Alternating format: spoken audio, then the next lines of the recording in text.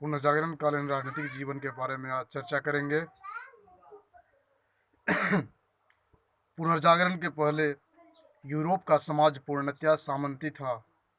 राजा भी सामंतों की उठापटक में कभी एक तरफ कभी दूसरी तरफ रहने को मजबूर था। नई परिस्थितियों में सामंतवाद के कमजोर पड़ने से मध्य वर्ग का प्रभाव बढ़ा और राजा अपनी शक्ति बढ़ाने में सफल हुए। एक राष्ट्रीय राजतंत्र का विकास शुरू हुआ। फ्रांस में फ्रांसिस प्रथम और हेनरी चतुर्थ तथा इंग्लैंड में हेनरी अष्टम और एलिजाबेथ के शासनकाल में राष्ट्रीयता के आधार पर केंद्रीय शासन मजबूत हुआ और राजा में सारे राष्ट्र की शक्ति को केंद्रित माना जाने लगा। यह विकास क्रम में एक महत्वपूर्ण कदम था।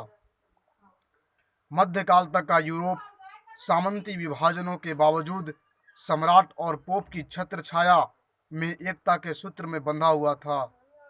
पुनर्जागरण के बाद जो राष्ट्रीय राज्य यानी नेशन स्टेट जन्मे, उनके कारण यूरोप में ऊपर से थोपी हुई एकता के स्थान पर और संगठित छोटी इकाइयों का जन्म हुआ।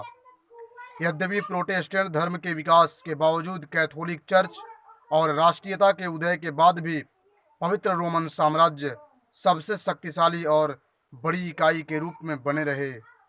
फिर भी लैटिन के स्थान पर अंग्रेजी, फ्रांसीसी, जर्मन और स्पेनिश जैसी भाषाओं के कारण राष्ट्रों का आंतरिक संगठन और इस कारण शक्ति बढ़ने लगी।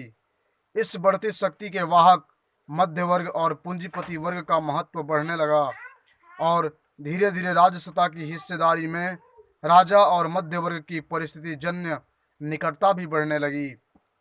सत्ता के संघर्ष में सामंत राजा और मध्य वर्ग के त्रिकोण में सामंत अकेला पड़ने लगा।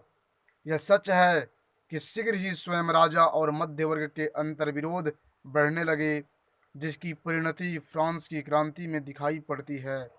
पर सामंती व्यवस्था के पतन के लिए इन दो तत्वों के बीच की प्रारंभिक निकटता सिद्ध हुई। पुनर्जागरण ने यूरोप और परोक्ष रूप से सारे विश्व के राजनीतिक जीवन के राज्य की नई अभिधारणा दी और व्यक्ति तथा राज्य के संबंधों के नए आधारों की पृष्ठभूमि प्रस्तुत की। व्यक्ति और राष्ट्र की अस्मिता की स्पष्टतर व्याख्या और उनके संबंधों की अधिक संगठित रूपरेखा ने आधुनिक राज्य की नींव डाली है और राजनीतिक संदर्भ में इस आधुनिकता का आधार उन्हीं मूल्यों में निहित था जिनका पुनर्जागरण पोषक सिद्ध हुआ।